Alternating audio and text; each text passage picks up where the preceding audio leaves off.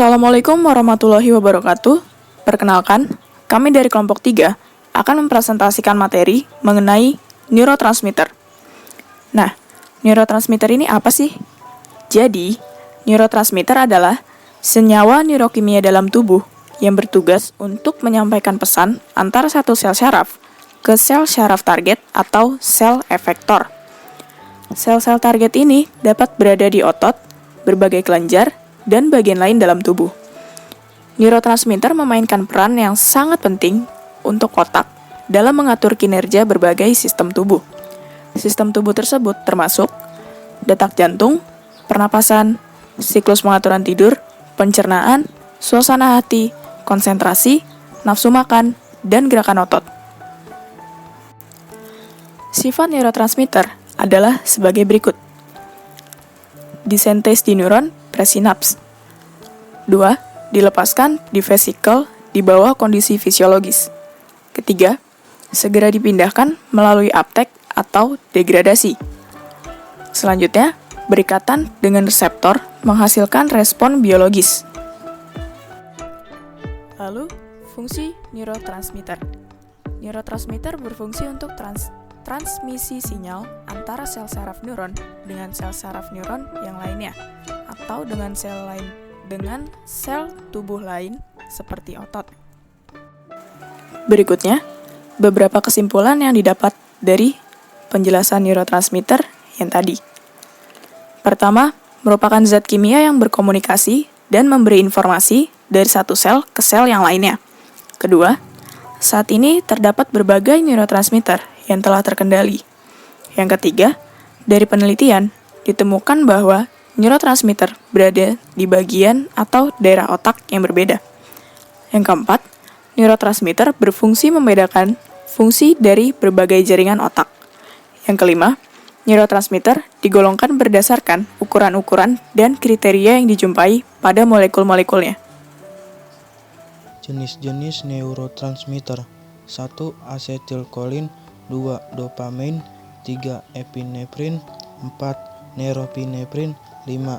GABA, 6. Serotonin, 7. Glutamate, 8. Substans P, 9. Endorfin, 10. Neuropeptid lainnya. 1. Asetilkolin. Asetilkolin adalah neurotransmitter yang berperan dalam kontraksi otot, merangsang aktivitas beberapa hormon, serta mengendalikan detak jantung. Selain itu, neurotransmitter ini berkontribusi dalam fungsi otak dan daya ingat. Asetilkolin merupakan salah satu contoh neurotransmitter eksitasi.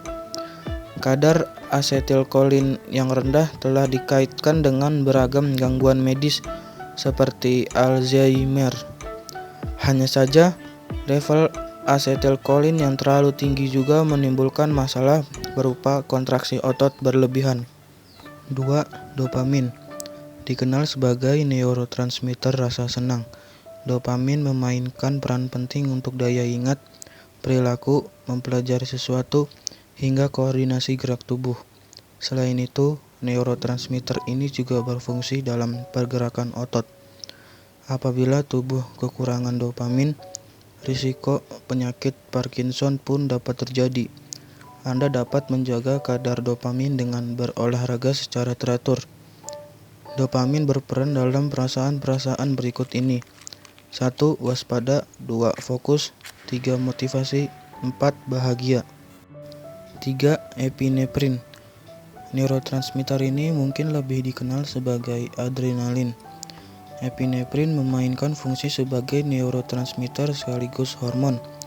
Epinefrin dilepaskan tubuh saat Anda stres dan ketakutan, sehingga mempengaruhi detak jantung serta laju pernapasan. Tak hanya itu, epinefrin memengaruhi otak untuk segera membuat keputusan. 4. Norepinefrin. Norepinefrin sering juga disebut sebagai noradrenalin, merupakan substansi khas yang dilepaskan di tengah-tengah kejadian secara fisik atau mental berat atau stres. Produksi norepinefrin mempengaruhi operasi sistem saraf manusia, fungsi pembuluh darah, proses hati, dan regulasi suasana hati. berguna tidak hanya selama masa alami. Pelepasan internal noradrenalin juga umumnya digunakan secara medis untuk mengobati berbagai gangguan dan kondisi. 5. GABA. GABA atau asam gamma aminobutirat adalah neurotransmitter inhibisi yang bekerja dengan menghambat sinyal otak tertentu. Aktivitas GABA dikaitkan dengan pengurangan perasaan negatif seperti cemas dan stres. Dengan manfaatnya tersebut, GABA juga tersedia dalam bentuk suplemen.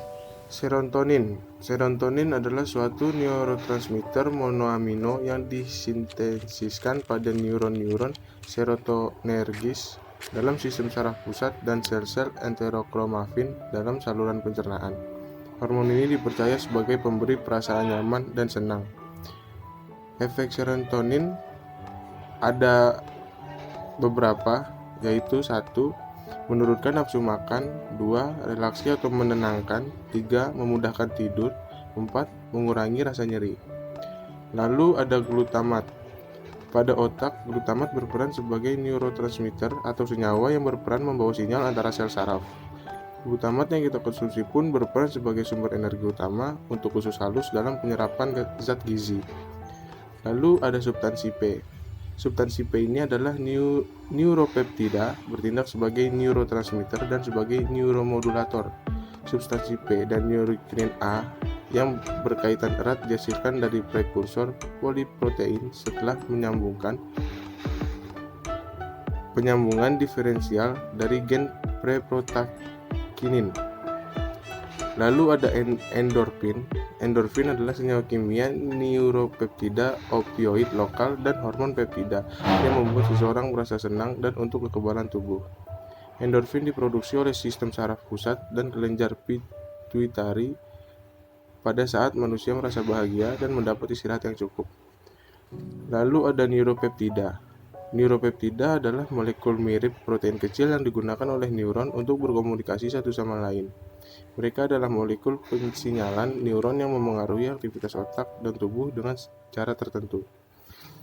Di sini ada fungsi otak. Bersama saraf tulang belakang, otak berperan sebagai pusat kendali tubuh dan menyusun sistem saraf pusat atau SSP.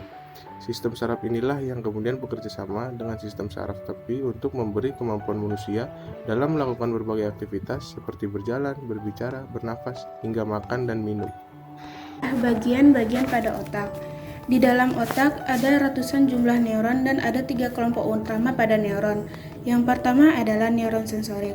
Neuron sensorik ini adalah neuron yang mendapatkan informasi dari indera seperti mata dan telinga yang mengirimnya ke sistem saraf pusat. Selanjutnya ada neuron motorik. Neuron motorik ini mendapatkan informasi dari neuron lainnya untuk mengirimnya ke otot dan organ kelenjar. Selanjutnya ada neuron interneuron. Neuron interneuron ini mendapatkan atau mengumpulkan informasi dari neuron lainnya. Di bagian otak yang pertama ada cerebellum. Cerebellum atau disebut dengan otak besar. Cerebellum ini berfungsi untuk menerjemahkan penglihatan, pendengaran, pengecapan, penciuman, dan perabaan. Pada cerebellum ini memiliki fasilitas penyimpanan pengingatan yang tak terbatas. Selanjutnya yaitu adalah cerebellum. Cerebellum atau yang disebut dengan otak kecil. Cerebellum ini menerima informasi dari sistem sensorik dan sumsum tulang belakang, serta mengatur gerakan motorik, yang membantu kita dalam menggerakkan organ tubuh, makan, berbicara, dan mengendalikan emosi. Ketiga ada amigdala. Amigdala ini adalah bagian otak yang berkaitan dengan proses emosional seperti kesedihan, ketakutan, dan menjaga kemarahan. Nama amigdala ini berasal dari kata Yunani, yaitu amygdal, yang memiliki arti almond. Disebut demikian karena bentuk strukturnya seperti almond. Ketiga, ada batang otak. Batang otak ini adalah seikat jaringan saraf di dasar otak. Fungsinya sebagai stasiun pemancar yang menghubungkan otak besar ke saraf tulang belakang, serta mengirim dan menerima pesan antara berbagai bagian tubuh dan otak, yang melakukan hal-hal secara otomatis seperti bernafas, detak jantung yang teratur, mencerna makanan, dan aktivitas dasar lainnya. Itulah presentasi dari kelompok kita.